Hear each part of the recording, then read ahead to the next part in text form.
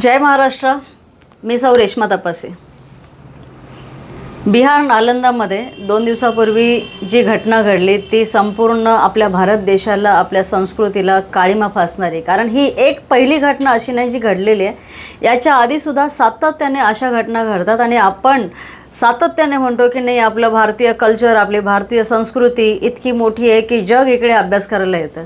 आता मला सांगा की जगातले लोक आपल्याकडे काय अभ्यास करायला येणार आहेत? म्हणजे ज्या प्रकारे माणुसकीला काळिमा लावणारी घटना जी 2 दिवसापूर्वी झाली आणि सातत्याने ह्या घटना घडतात.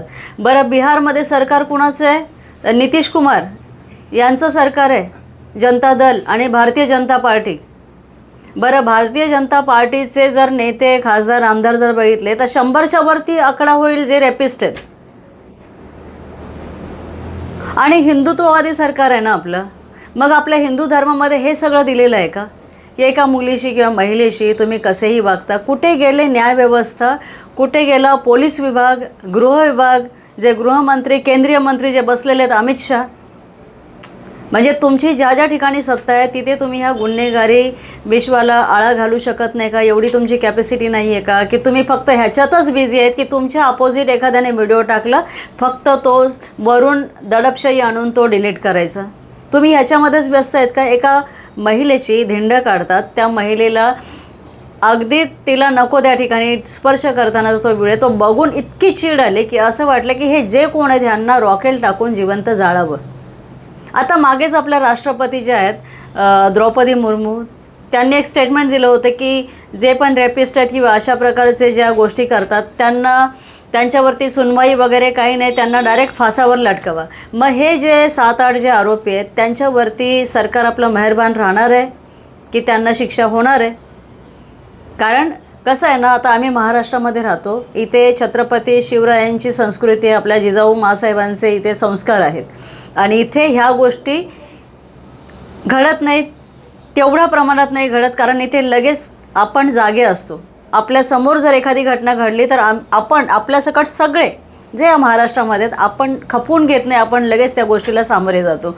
पण जेव्हा आपल्या महाराष्ट्रामध्ये UP किंवा बिहारमधून जेव्हा इकडे मायग्रेट होऊन लोक येतात, ते का येतात ना, ह्याचं कारण मला माहिती आहे की का येतात. कारण विषय हा आहे की आपल्या मुलीबाळी तिकडे सुरक्षित राहत नाहीत.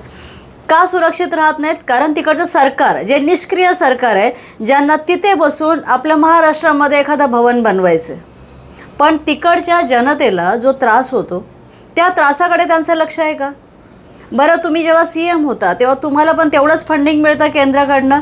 उलट UP बिहारला महाराष्ट्रापेक्षा जास्त फंड मिळतो. मग तुम्ही तिकडच्या लोकांना शिक्षित का नाही करत?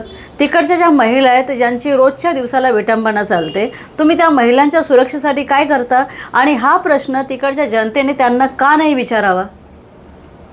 म्हणजे हा इतका मोठा मुद्दा आहे.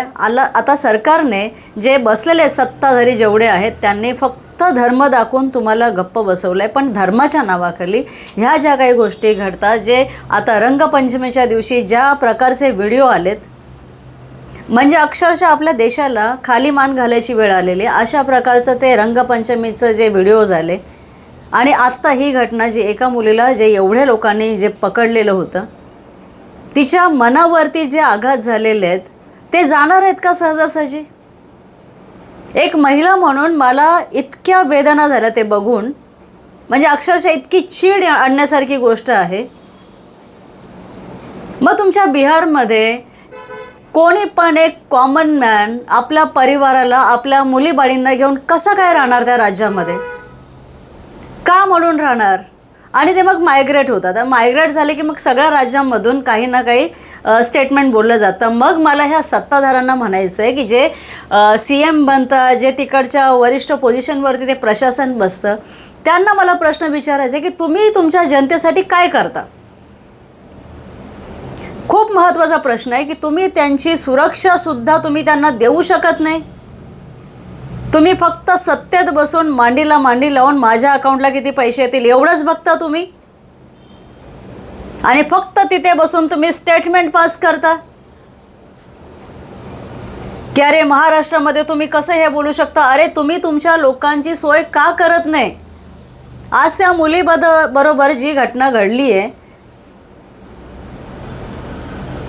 अजूनही म्हणते उघड्या डोळ्यांनी बघा नीट काय चालू आहे आपल्या देशामध्ये. यूपी बिहारसुद्धा आपल्या देशाचाच एक पार्ट आहे आणि ज्या पार्टमधनं पंतप्रधान निवडून येतात, नरेंद्र मोदी हे निवडून आलेले आहेत. जास्तीत जास्त प्राईम मिनिस्टर जे आहेत ते यूपी बिहारमधनं आलेले आहेत. आणि असं असतानासुद्धा ह्या राज्यांची परिस्थिती अशी आहे की ते महिलांना आजही इज्जत दिली जात नाही. म्हणजे मी बऱ्याचदा ऐकते ह्या गोष्टी, कारण माझेही मित्र मैत्रिणी बरेच आहेत यूपी बिहारचे. त्यांचं म्हणणं असं आहे की आपण रस्त्याने नीट चालू शकत नाही, जाता तर कोणी ओढणी खेचतं. ही परिस्थिती तुम्ही यूपी बिहारची करून ठेवली. जे नालंदा, जिकडे ही घटना घडली, नालंदा विद्यापीठ जगामध्ये म्हणजे संपूर्ण जगातली लोक हे नालंदामध्ये ज्ञान घ्यायला येत होते. एकमेव विश्व विद्यापीठ होतं संपूर्ण जगामध्ये जे नालंदा, जे जाळण्यात आलं. 10 वर्ष ते जळायला लागले होते, एवढी तिथे पुस्तकं होती. त्या नालंदामध्ये ही अवस्था येते की एका मुलीला इतक्या घाणेरड्या प्रकारे तुम्ही टॉर्चर करता. आणि काय करते नितीश गव्हर्नमेंट, काय करते भाजप आणि मोदी साहेबांचं फिरून झालं आहे का? म्हणजे स्वतः एप्स्टीन फाईलमध्ये अडकलेलेच आहेत. देशामध्ये कुठल्या महिलेची कशा प्रकारे धिंड काढतात इकडे त्यांचं लक्ष आहे का? नाही आहे. तर मला असं वाटतं की तिकडच्या महिलांनीसुद्धा ह्या विषयात आवाज उठवला पाहिजे. पुन्हा एखादी फुलंदेवी पाहिजे का तुम्हाला? आणि अशा घटना जर घडत राहिल्या ना तर परत एखादा फुलंदेवीचा जन्म होणार ना. म्हणजे कुठे चाललं आहे आपला देश, कुठे चाललेला आहे, आपली संस्कृती कुठे चालली. ह्या बहिणी, ह्या ज्या मुलीबाळी, ज्या आया बहिणी आहेत त्या आपल्या घरातलाच पार्ट आहेत ना. तुमच्या घरामध्ये नाही काय? मला असं वाटतं तिकडच्या ज्या आया आहेत ना, ज्या मुलांना ज्यांनी जन्म दिलेला आहे ना, त्यांनी आपल्या मुलांना संस्कार लावायला कुठे विसरलेले आहेत का? की कुठलीही मुलगी असेल तिला कोणत्या नजरेने बघितलं पाहिजे. म्हणजे इतकी हवस. कारण ह्या पर्टिक्युलर एक मोजक्या लोकांमुळे काय होतं माहिती आहे का, संपूर्ण यूपी बिहारचं नाव खराब होतं. हे यांना समजत नाही का? आता सोशल मीडियाचा जो जमाना चाललेला आहे, सगळ्या जगामध्ये ते व्हिडिओ बघितले गेलेत सगळीकडे. आणि एवढे निर्धाडवले लोक आहेत की ह्यांनी अशी गोष्ट करून यांनी व्हिडिओसुद्धा स्वतःच बनवला आहे त्या मुलीचा. म्हणजे ह्यांना कायद्याची भीती नाही आहे की हा व्हिडिओ व्हायरल झाल्यावरती आमच्याबरोबर काय होऊ शकतं. ह्यांना ना कायद्याची भीती आहे, कारण त्यांना माहिती आहे सत्तेत बसलेले लोक काय नाही करणार, कारण ते स्वतः रेपिस्ट आहेत. ह्या विषयावरती मला असं वाटतं यूपी बिहारच्या जनतेने विचार केला पाहिजे आणि आपल्या सरकारला जाब विचारला पाहिजे. जसं नेपाळमध्ये जी गोष्ट झाली ना, त्या प्रकारे तिकडच्या जनतेने तिकडच्या सत्तेच्या विरोधात आवाज उठवला पाहिजे. त्याशिवाय हे सुधारणार नाहीत. बघा, विचार करा सगळ्यांनी ह्या विषयावरती, कारण ह्या घटना खरोखर नाही व्हायला पाहिजेत. एखाद्या मुलीची, महिलेची, आपल्या आया बहिणीची ज्या प्रकारे लखतरं तोडली जातात, ज्या प्रकारे तिला ज्या प्रकारे धिंड काढले ना, ते मला बघवलं सुद्धा नाही आहे.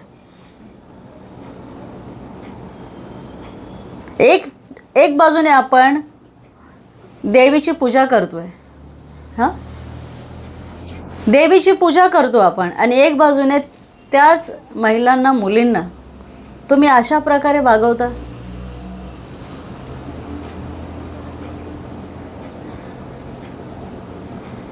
बघा, अजून देशाची अजून आपली प्रतिमा किती मलिन करायची आहे. आणि अशा आत्ता खरं तर द्रौपदी मुर्मू येणार राष्ट्रपती, यांनी आत्ता स्टेटमेंट द्यायला पाहिजे. हा जो व्हिडिओ गेलेला आहे ना, यांच्यावरती काय करणार आहे द्रौपदी मुर्मू, राष्ट्रपती आहेत आपल्या, त्यांनी आत्ता काय ते स्टेटमेंट, कारण सुप्रीम कोर्टच्या वरती ज्यांचं चालतं ते म्हणजे राष्ट्रपती. तेव्हा राष्ट्रपतींनी निर्णय घ्यायचा आहे आता की ह्या अशा प्रवृत्ती ज्या आलेल्या आहेत त्यांना काय करायचं आहे. कारण आता अरेस्ट होतील, जामीन घेतील, परत बाहेर येतील, परत एखाद्या मुलीला असेच करतील. बघूया, राष्ट्रपती पण एक महिलाच आहेत, काय निर्णय घेतात. नाहीतर आपल्या CMच्या पत्नी आहेतच देवेंद्र फडणवीस, ज्यांनी महिलांना करिअर मार्गदर्शन केलेलं आहे. बघा, विचार करा. महिला म्हणून या संपूर्ण घटनेचा मी कडक शब्दामध्ये तीव्र निषेध करते. एवढं बोलून थांबते. जय हिंद, जय महाराष्ट्र.